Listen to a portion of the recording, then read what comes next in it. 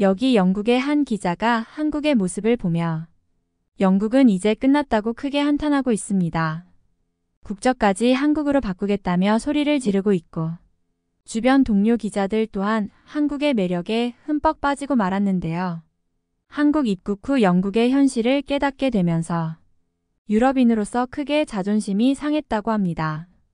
과연 영국인의 자존심은 왜 한국에 와서 무너진 것일까요?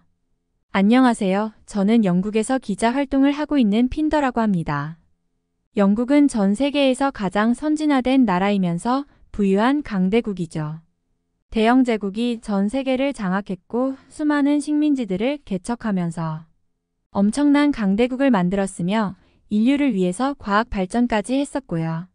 어린 시절부터 이런 영국 역사를 공부하면서 영국에 태어난 것이 정말 자랑스러웠고 영국인으로서의 자부심까지 가득 차 있었습니다. 유럽에서 외곽에 떨어진 섬나라였지만 유럽 전체의 지배력을 가질 정도의 나라이니까요. 그런데 저는 최근 한국에 가서 저의 모든 정신적 자부심이 산산조각 나버렸습니다.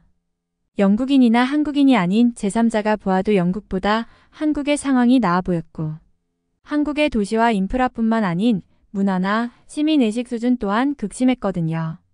심지어는 저의 취재에 응해준 유럽인들 또한 영국과 한국 중에서 당연히 한국을 택한다는 비율이 압도적이었으니까요. 아니 이게 말이 되는 일인가요? 영국은 해가 지지 않는 나라라는 칭호를 받을 정도로 엄청난 나라이고 산업혁명으로 전 세계 노동자들에게 육체적 자유를 주었죠. 또한 영어를 보급하면서 세계 공용어를 통해 전 세계인이 하나가 되었습니다. 그런데 한국에서는 이런 말 또한 하나도 통하지 않더라고요. 한국에서는 이미 세종대왕이 발명한 한글을 사용하고 있었고 언어학자들의 말에 따르면 영어 알파벳보다도 훨씬 과학적이고 효율적인 문자이며 전 지구상에서 가장 위대한 문자라고도 했으니까요. 심지어 어떤 학자는 지금 인공지능 기술이 아무리 발전해서 문자를 만들라고 지시한다 하더라도 한글만한 문자는 절대 발명할 수 없을 거라고요. 이런 이야기를 들으면서 저는 그동안 너무 헛살았다는 생각이 들었습니다. 영국만을 세계 최강국이자 최고의 국가라고 생각했으니까요. 한국은 그저 전쟁을 하던 힘없는 작은 나라라고만 여겼거든요.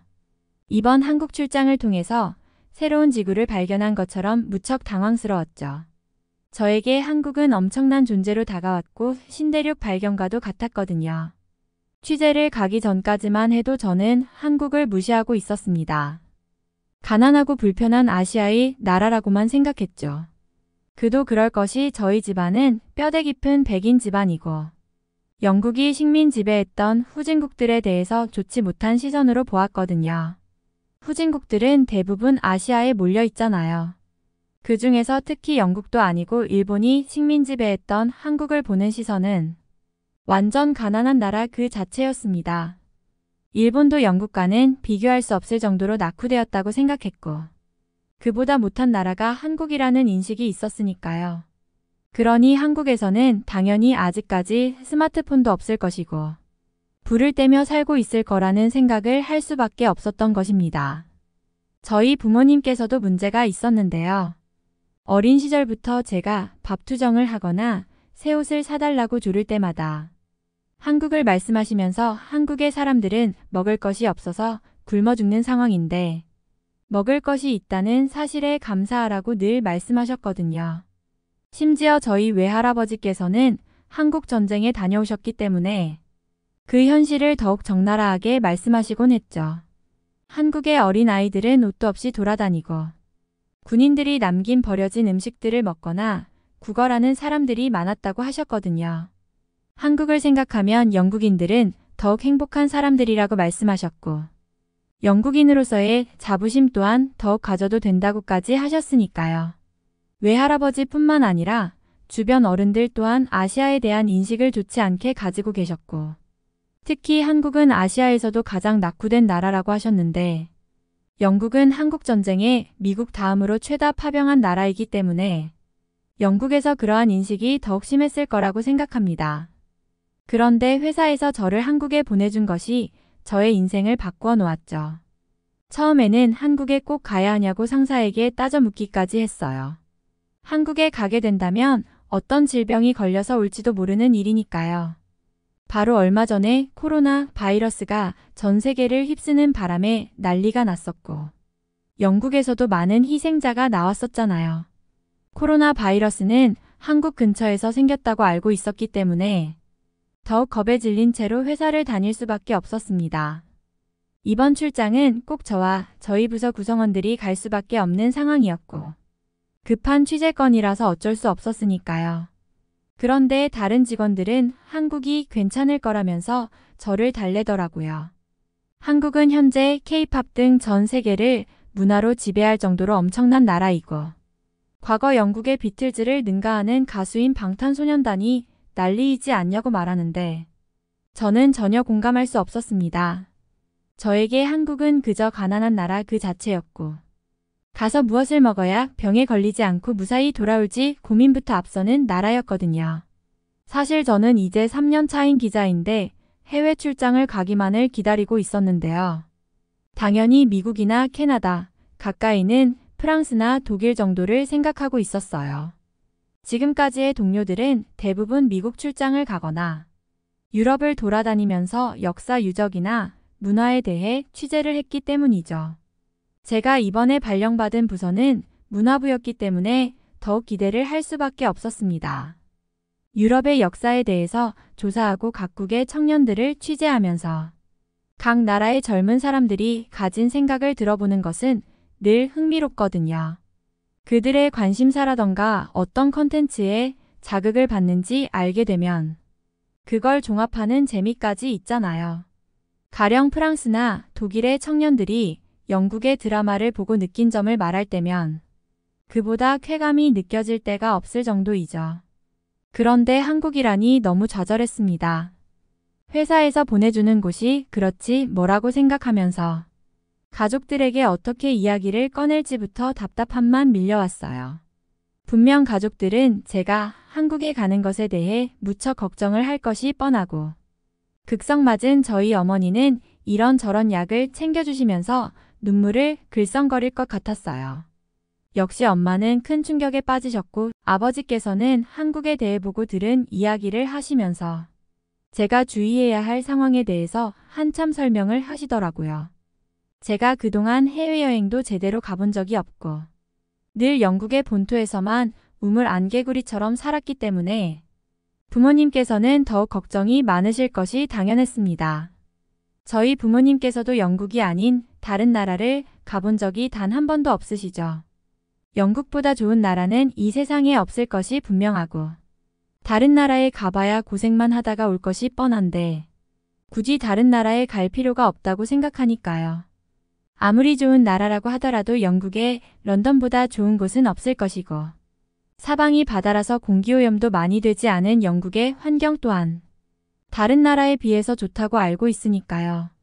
아버지께서는 한국에는 좀도둑들이 많으니 가방의 문은 늘 잠그고 다녀야 하며 호주머니에는 꼭 지퍼가 달려 있어야 하고 바지만 입으라고 하시더라고요. 또 그런 후진국에서는 카드 사용이 안 될 것이 뻔하기 때문에 꼭 현금을 준비해서 여기저기에 숨겨가라고 하셨죠.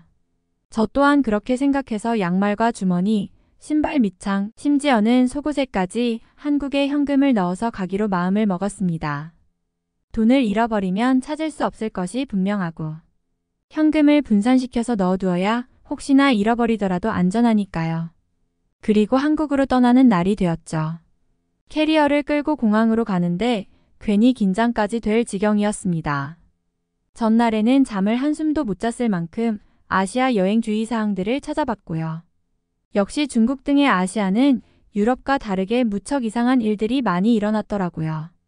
비행기에서 시끄럽게 떠드는 승객은 물론이고 1등석 좌석에 자신의 아이를 앉히는 행동까지 하며 몰상식한 모습들을 보여주는데 그들은 모두 아시아 사람이었죠. 유럽 사람들이 아시아 사람들을 차별한다고 하는데 그들은 아시아인 특유의 이상한 행동을 했기 때문이라는 생각까지 들더라고요. 인터넷에서는 인구가 많은 중국을 예시로 여러 사례들이 나왔고 중국과 한국은 비슷한 나라이기 때문에 각별한 주의가 필요하다고 하더라고요. 정신을 똑바로 차리면서 돌아다녀야겠다는 마음가짐을 가지고 비행기에 탑승했죠. 그리고 제 옆자리에 앉은 동료기자 패틴슨에게서 더욱 흥미로운 말을 듣게 되었습니다. 핀더 씨, 저도 이번에 아시아를 처음 가서 긴장됩니다. 제가 기자를 하기 전에 했던 카페 아르바이트에서 아시아 사람들을 많이 상대했었는데 그들은 정말 질서를 모르는 인종이에요. 아시아인들에게 줄을 서라고 아무리 말을 해도 마구 새치기를 하질 않나. 자신의 음료가 아닌데도 같은 메뉴라는 이유로 먼저 휙 가져가 버리거든요. 또 화장실에 휴지를 두면 단 몇 분 사이에 금세 사라져 버리죠.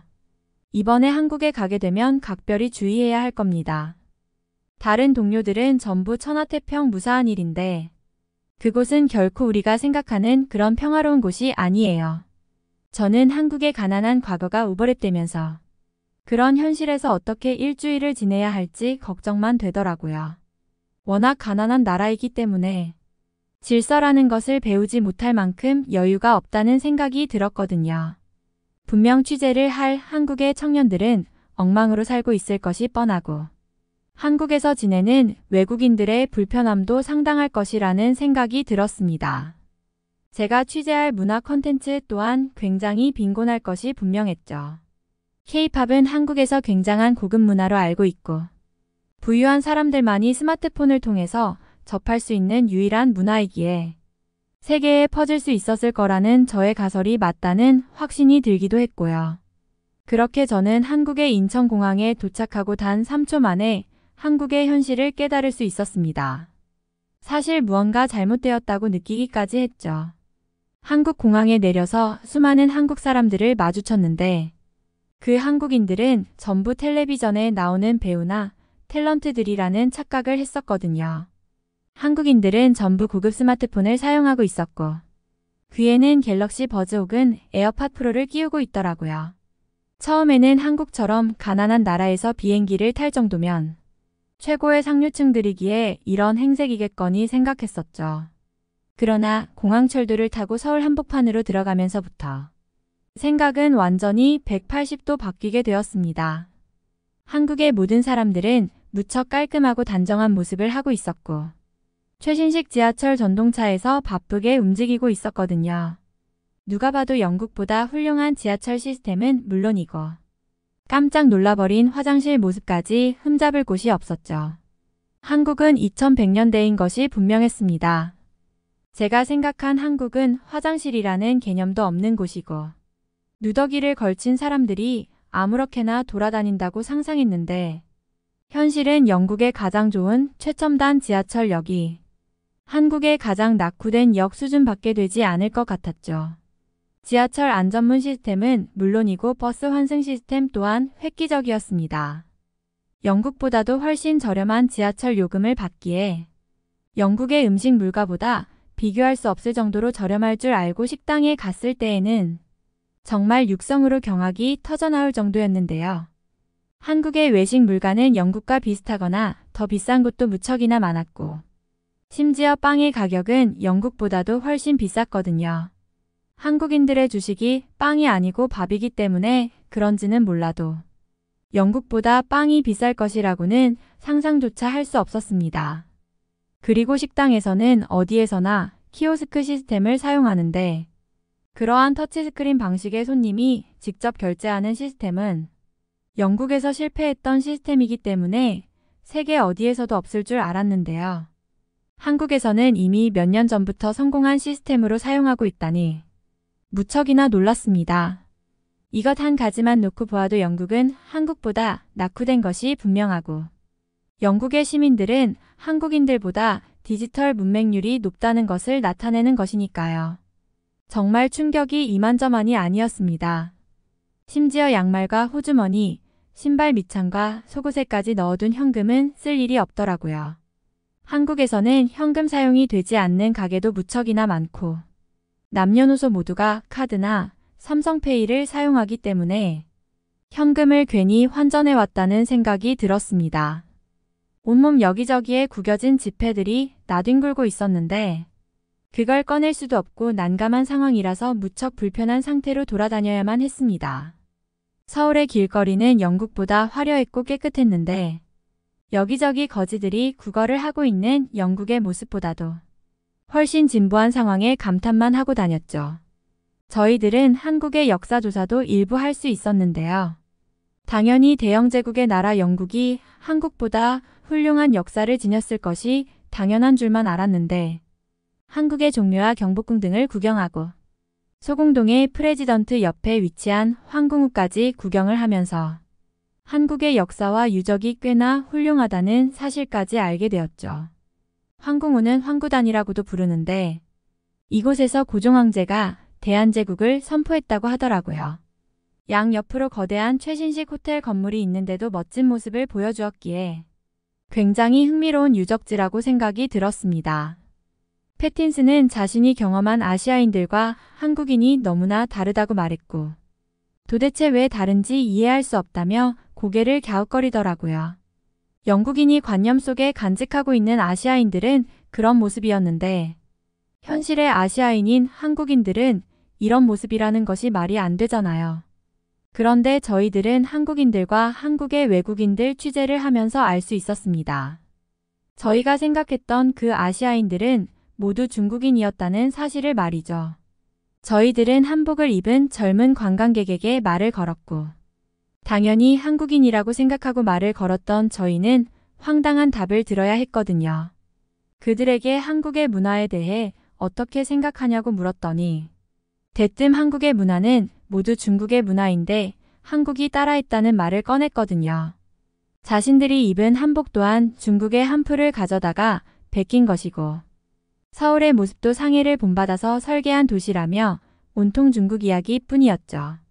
저희는 가이드에게 사실을 물어보았더니 중국인들은 그렇게 말을 하지만 사실은 한복을 따라서 한풀을 만들었고 경복궁을 따라서 자금성을 지었다는 가설이 있을 정도로 한국이 모두 앞선 시기에 만들었다고 하더라고요. 그리고 중국인들과 한국인들은 전혀 다른 사람들이며 유럽인들이 아시아인이라고 진절머리 난다고 하는 사람들은 모두 중국인일 거라는 말을 하더라고요. 저희들은 그 전까지 아시아인을 한국인과 동일시했고 중국인이나 한국인들이 모두 같은 사람들이라 착각하고 있었던 것입니다. 패틴슨도 이제야 진실을 알게 되었다면서 이탈리아에 좀도둑이 많은데 아시아 사람들은 그 모습을 보고 유럽인들 전체를 매도할 수도 있겠다고 말하더라고요. 그런 말을 들으니 제가 아시아에 대해서 크게 착각했다는 생각이 들더라고요. 영국에는 수많은 중국인들이 들어와 살고 있고 그들이 아시아인의 표준을 만들었기 때문에 한국인들까지 피해를 보고 있다는 생각마저 들었죠.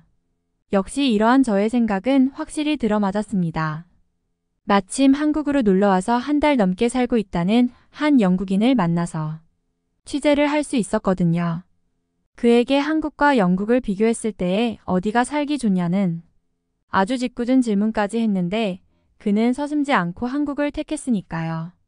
심지어는 한국인들은 전 세계에서 가장 선택받은 사람들이고 그들의 명석한 두뇌와 부지런한 성품 때문에 부강한 국가를 만들었다고까지 말하더라고요.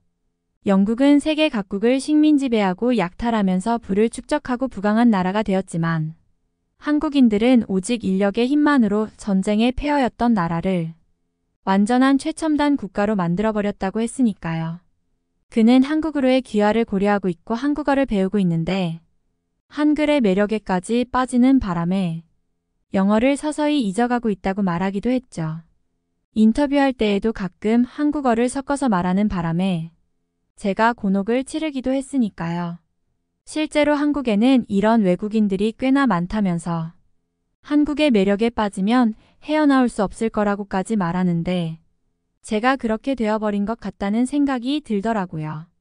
저는 사실 한국에 억지로 끌려왔지만 지금의 심정으로는 한국으로 국적을 바꾸고 싶을 만큼 한국의 매력에 너무나 빠져버렸는데요. 한국에서 잠시 지내다 보니 제가 살던 영국이 얼마나 답답한 곳이었는지 깨달았거든요. 영국은 노인들은 물론이고 젊은 세대들까지 모두 새로운 것을 받아들이는 데에 인색하고 모든 일 처리가 느리죠. 한국에서는 3분 만에 나올 음료가 영국에서는 10분 넘게 걸리거든요. 한국인들은 손놀림이 무척이나 빠르고 조금이라도 손님이 기다리면 눈치껏 손님에게 사과를 하기도 하더라고요. 영국인들은 괜찮은 척 젠틀한 척하지만 뒤에서 흉을 보는 경우가 많은데 한국인들은 앞에서 자신의 속마음을 드러내기 때문에 상대의 기분이나 생각을 파악하기도 무척 편할 것 같았죠. 이 점은 인터뷰를 하면서 많이 느낄 수 있었습니다. 영국에서는 대부분의 시민들이 인터뷰를 거부하거나 말을 돌려서 하는 경향이 무척 강했는데 한국인들은 속마음을 바로바로 표현하기 때문에 인터뷰를 하면서도 신명이 나더라고요. 또한 한국인들은 최신 문물을 받아들이는 것에 재빠르고 특히 젊은 사람들은 최신 노래를 듣거나 최신 기술을 응용하려 하는 모습이 무척 강했습니다. 영국에서는 오직 과거의 것을 하려 하고 익숙함에만 취해서 새로운 변화에 도태되는 사람들이 많거든요. 제가 한국에서 살고 싶은 이유가 바로 이런 것입니다. 발전하면서 살고 싶은데 섬에서 갇혀만 있다 보니 한국이 발전한 것조차 모르고 살았으니까요.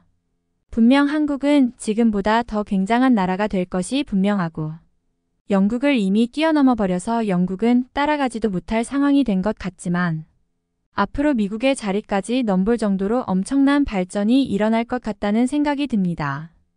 새로 지은 빌딩들과 유적들이 어우러진 서울의 모습도 더욱 기대되고요. 아니, 나만 한국어 할 줄 아는 게 아니었잖아.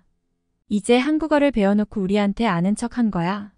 현재 미국에서는 한국에 대한 엄청난 관심이 있고 수많은 사람들이 한국 문화를 따라하고 싶어 하는데요. 많은 대학교에서 한국어학과 개설을 하면서 한국인들을 동경하고 있죠. 최근 미국의 미세소타주에 있는 언어마을에서는 한국어 마을이 새롭게 오픈할 정도로 한국에 열광하고 있습니다. 미국에서 날아온 오늘의 사연 시작합니다. 안녕하세요. 저는 미국인 대학생 펠라스라고 합니다. 저는 스스로 저의 두 번째 나라가 한국이라고 말하고 다닐 정도로 한국에 빠져 있는데요. 어릴 때에는 정말 죽기보다 싫었던 한국이 이렇게 된 것은 몇 가지 이유가 있습니다. 우선 제가 어린 시절의 이야기를 들려드리자면 저는 전형적인 백인 가정에서 자랐고 백인이 아니면 결혼을 하지 않는 조상님들 밑에서 태어났어요. 저의 눈은 누구보다 파란색으로 빛나고 있었고 제가 순수혈통의 백인인 것에 대한 자부심도 굉장히 넘쳤습니다. 저희 아버지께서는 미국에서 꽤나 괜찮은 사업을 하고 계셨기 때문에 저의 집안도 굉장히 유복했으며 어머니께서는 집에서 일을 해주는 집사와 가사도우미들을 관리하며 집안일을 단 하나도 할 줄 모르시는 분이었어요. 제가 쿠키를 먹고 싶다고 조르면 보통의 가정에서는 어머니가 해주시기 마련인데 저희 어머니께서는 쿠키를 잘 만드는 가사도우미를 일부러 출근시켜서 그분에게 쿠키 만드는 일을 맡길 정도였으니까요. 집안의 분위기가 이렇고 가족들이 이렇게 살며 지내다 보니 저는 어린 시절부터 원하는 것을 무엇이든지 조르는 아이로 자라났고 결핍이 아예 없는 삶을 살게 되었죠. 다행히 명품에는 관심이 없어서 몇 가지 없었지만 굉장히 게을렀고 만사에 귀찮아하는 성격이 되었습니다. 성격이 이렇다 보니 공부 또한 잘하지 못했는데요. 부모님께서는 저에게 공부를 하라는 강요를 하지도 않으셨고 그냥 알아서 커서 알아서 살라는 약간은 무책임한 교육법을 보여주셨거든요. 그런데 좋아하는 것도 없고 친구도 딱히 만나지 않던 저에게 무척이나 엄청난 사건이 일어나고 말았습니다. 밤에 길을 걷다가 차에 치여서 이미 세상을 떴을지도 모를 저에게 한 한국인 남성이 몸을 날려서 저를 구해주었거든요. 신호가 없는 길을 건너려던 순간이었고 라이트를 켜두지 않은 차가 저를 발견하지 못하였을 상황인데 어디선가 나타난 한국인 남성이 저를 확 당기면서 그분과 함께 넘어졌는데요. 다행히 저희 모두 다치지 않았고 그 한국인과 여러 대화를 하면서 저의 삶을 반성했고 그 한국인 남성을 좋아하게 되었죠. 그 한국인은 미국에서 석사과정을 밟던 대학원생이었고 마침 저와 같은 대학교에 다니고 있던 분이더라고요. 이름은 민석경이라고 했죠. 낯선 상대와 학교가 같다는 이유 하나만으로도 꽤나 많은 추억을 공유할 수 있었어요. 그리고 그는 한국에 대해서 새로운 이야기들을 많이 해주었죠. 길거리에 지나다니면서 저기 보이는 현대 자동차가 한국의 자동차라고 하였고, 미국에서 인기가 많은 김밥 또한 한국의 음식이라고 알려주더라고요. 저는 당연히 미국의 자동차이거나 일본의 음식이라고만 생각했었거든요. 그에 대해서 알게 되면서 자연스레 한국에 대한 관심이 커졌어요. 집에서는 클래식만 들었기 때문에 K-팝도 잘 모르고, 어느 길거리에서 들리던 시끌벅적한 신나는 노래가 한국의 노래였다는 것도 처음 알았죠. 그는 20살 신입생 저에게 대학교에 다니면서 생각해야 할 것들이나 나중에 무얼 할지에 대해 생각을 하게 해주더라고요. 제가 다니고 있는 대학교의 전공이 문학이었는데 지금 챗GPT 등의 인공지능 AI 프로그램으로 글을 쓰는 사람들도 많다면서 소설을 쓸 때에 인공지능의 도움을 받아서 스토리를 구성하는 법도 알게 되었어요. 솔직히 인공지능이 쓴 글은 단 하나도 마음에 들지 않았지만 문맥을 깔끔하게 조정하거나 오탈자를 잡는 것 정도는 꽤나 쓸만했죠. 석경에게 이렇게 듣도 보도 못한 이야기들을 듣다 보니 제가 너무 무지하다는 사실을 깨닫게 되었고, 이렇게 살다가는 저희 할머니처럼 스마트폰도 사용할 줄 모르는 사람과 같이 현대 문명에 무지한 사람이 될 것 같다는 생각이 들었는데, 한국에서는 나이가 많으신 분들도 모두 스마트폰을 사용하며 심지어는 컴퓨터를 사용하시면서 유튜브까지 만드는 분이 있다는 말을 들으니 한국인들이 굉장히 스마트하고 부지런하다는 생각이 들더라고요. 사실 저희 부모님도 누군가에게 심부름만 시킬 줄 아시지. 본인들이 스마트폰으로 무언가를 주문하거나 컴퓨터 타자를 치면서 문서도 한 장 제대로 만들지 못하시거든요. 그래서 그런지 저도 컴퓨터 작업에 익숙하지 못하고 스마트폰의 타자도 굉장히 느린 편이죠.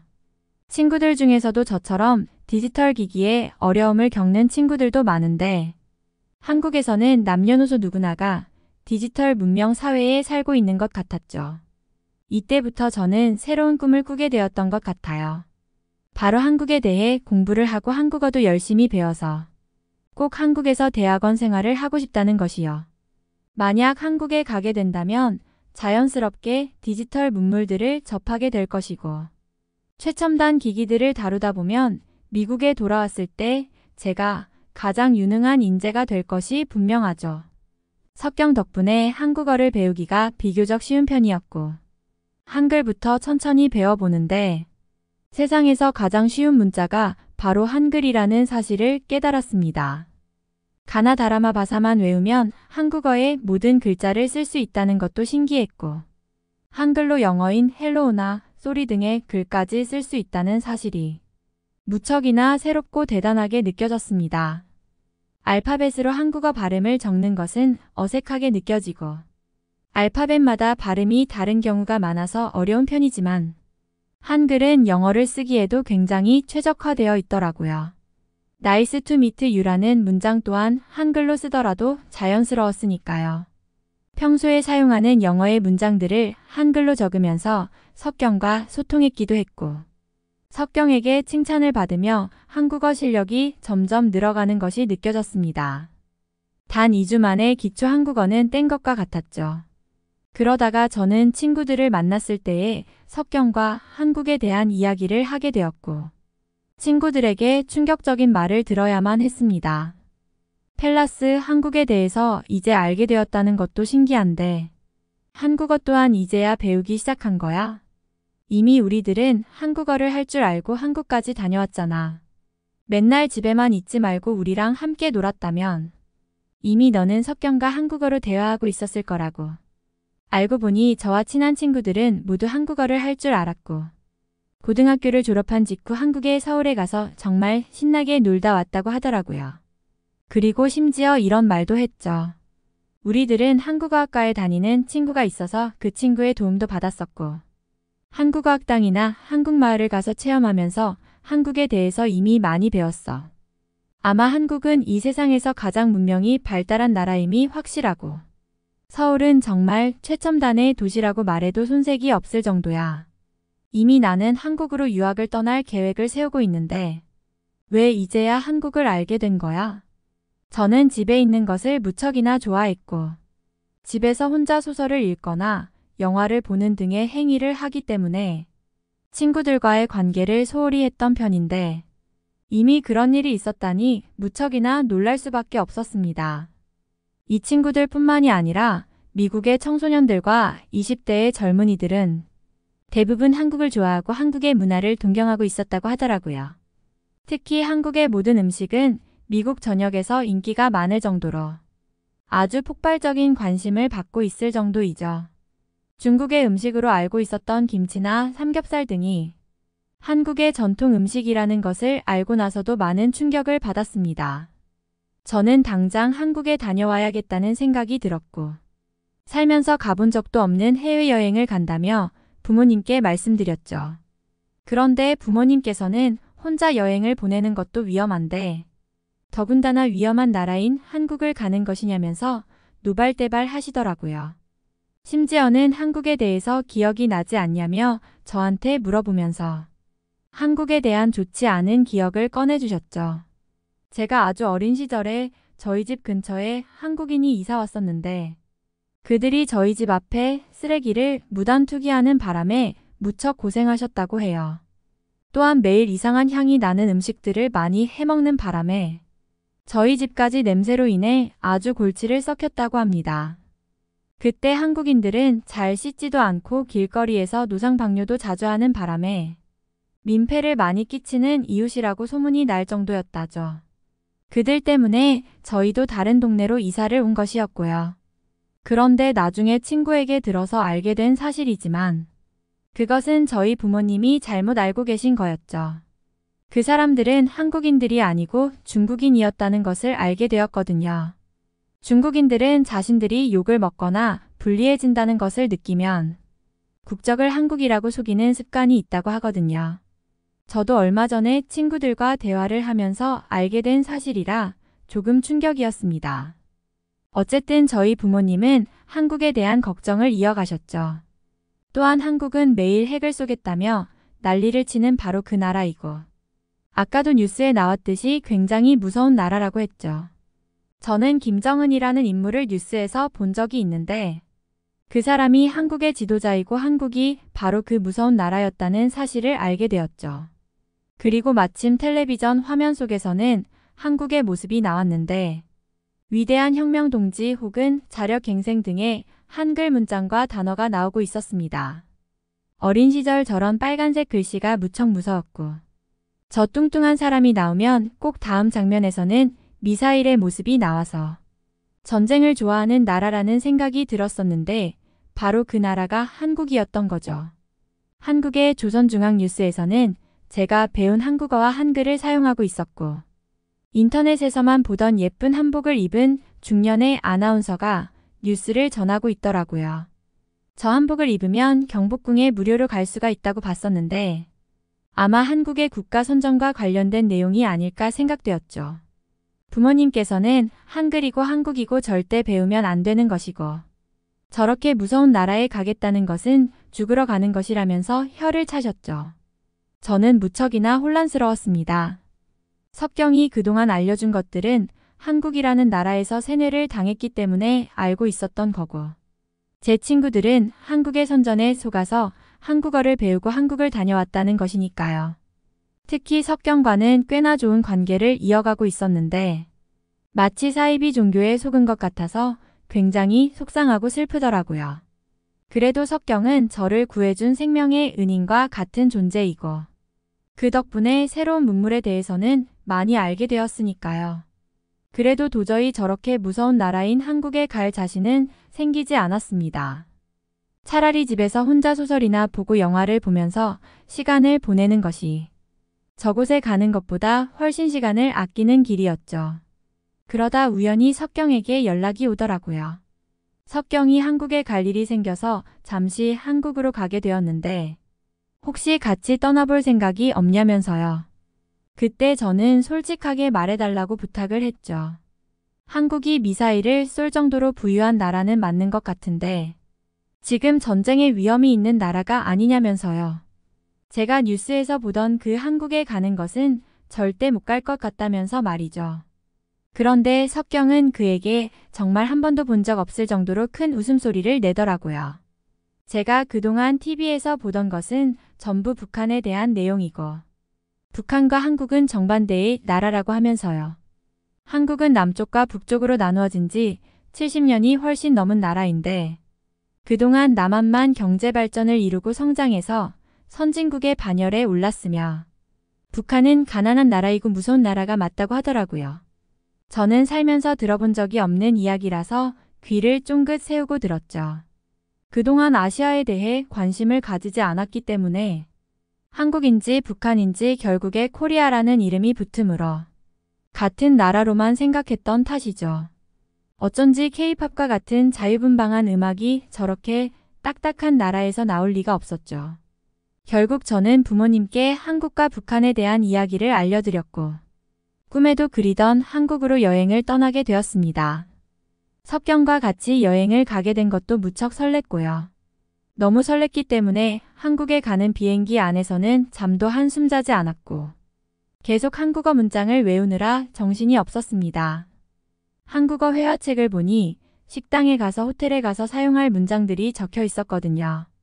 호텔 열쇠가 어디 있나요? 혹은 메뉴판 좀 주시겠어요? 등의 문장들을 외워서 실제로 사용할 수 있었죠.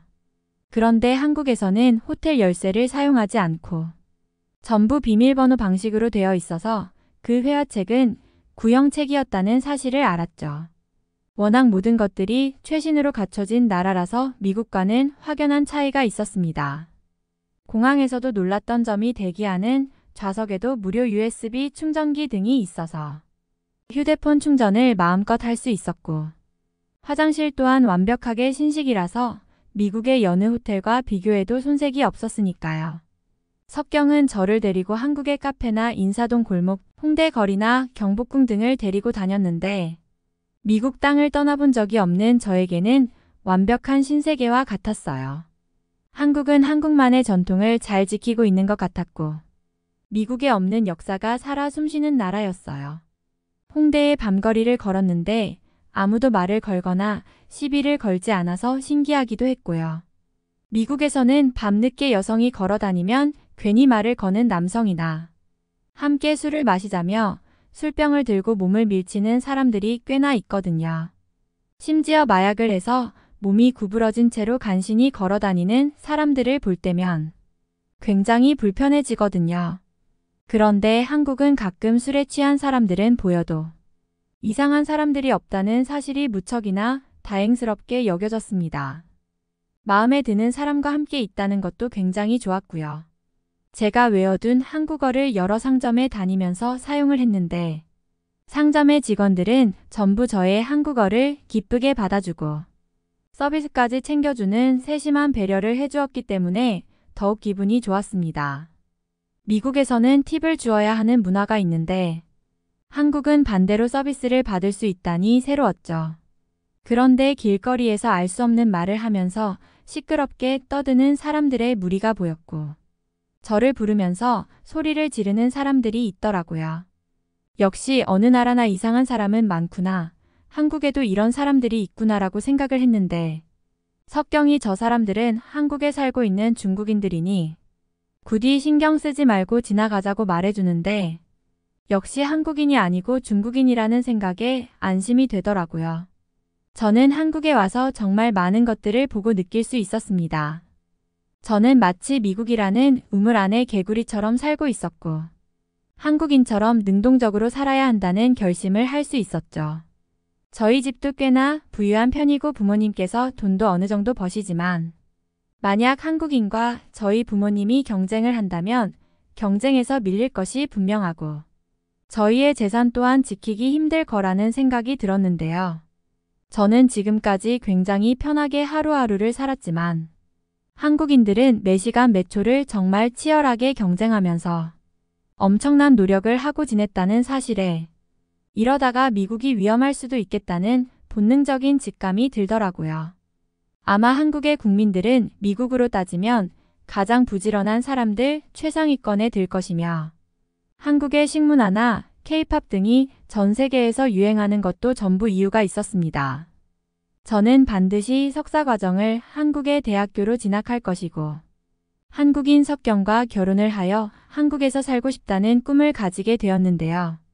한국어 실력도 점점 늘어가고 있고 김치와 떡볶이 등 한국의 매운 음식에도 익숙해졌기 때문에 이제는 한국 음식 없으면 밥을 못 먹을 지경이 되었거든요.